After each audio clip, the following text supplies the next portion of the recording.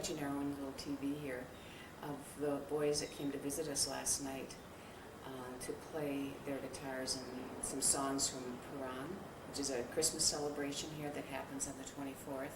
It's like a big deal. People come from all the other islands around, so it was really jam-packed when we got into town.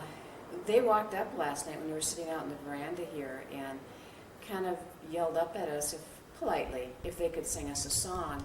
And then we kind of just said, I was being kind of crabby to them because I didn't know what was up. I'd had something ripped off and I was feeling unhappy about it and kind of wondering why anybody was around here. And then they asked if we had any change, and we didn't quite understand what that was. We have a little trouble understanding the language here.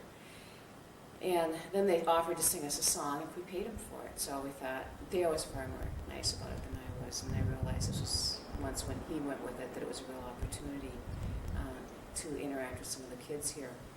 So they came on up and sang us a song, and then Dale brought them out each a glass of juice and some Hydrox cookies, which they kind of liked.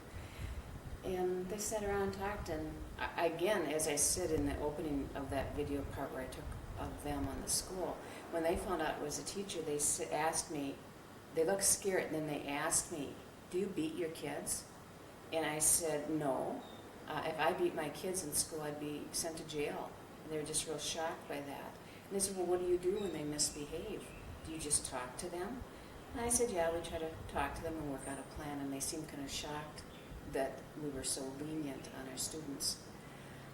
We're kind of hoping that they'll come back tonight, because I would really like to get a close-up of their guitars and have them tell us how they made them. I'd also like to know how old they are and what things they study in school. Actually, their visit was one of the highlights of our stay here. We're getting a little punchy here. There's not a lot to do, and we've got 5 more days. We kind of wonder, what are we going to do? But we did walk into town this morning. This morning was Sunday morning, and pretty much the town's all sewed up and nothing's happening.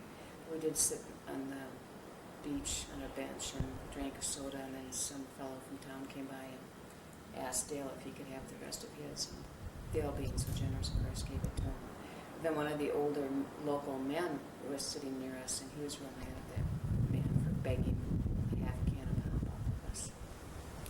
But we've decided that every morning now we're going to walk. We found out there is a couple of places in town that will serve breakfast. So we are going to walk into town every morning and have breakfast. What we've been doing in the morning is getting up and going for a walk.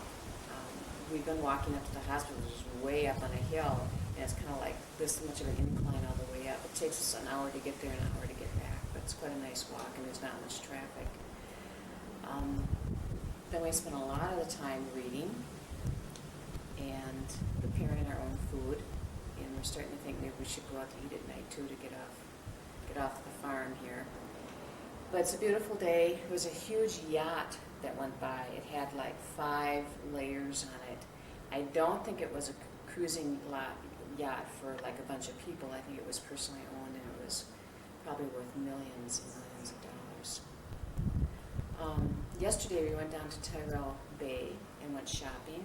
I got a wonderful pair of pants for $3.50, and I washed them out this morning, and I was kind of pulling on them a little bit to get the wrinkles out of them, and they ripped. So I guess now I have something to do. I can do a sew-up mending job.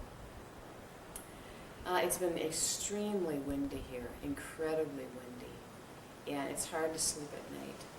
In fact, yesterday morning when we woke up, we found over everything in the house a thin layer of ash, and we think it's not sand, it's not salty tasting, it's volcanic ash, and it's from Montserrat, we believe. I can even, last night when I was sleeping, it got caught in my throat, and I just felt like I was choking. It's not that you can really see it, but you can feel it. As it gets in your mouth, it's kind of gritty. So actually last night I was plotting our escape today. I was going to get our tickets turned in and go on back home because I was getting kind of frustrated with the lack of sleep. There's also every night there's a party back on the hill, and they start about 8 o'clock, and I actually am awake most of the time, but it seems like I never really know when it finishes. But they play a lot of Bob Marley music, which I like. It's just that I don't like it when I'm trying to sleep. Let's see.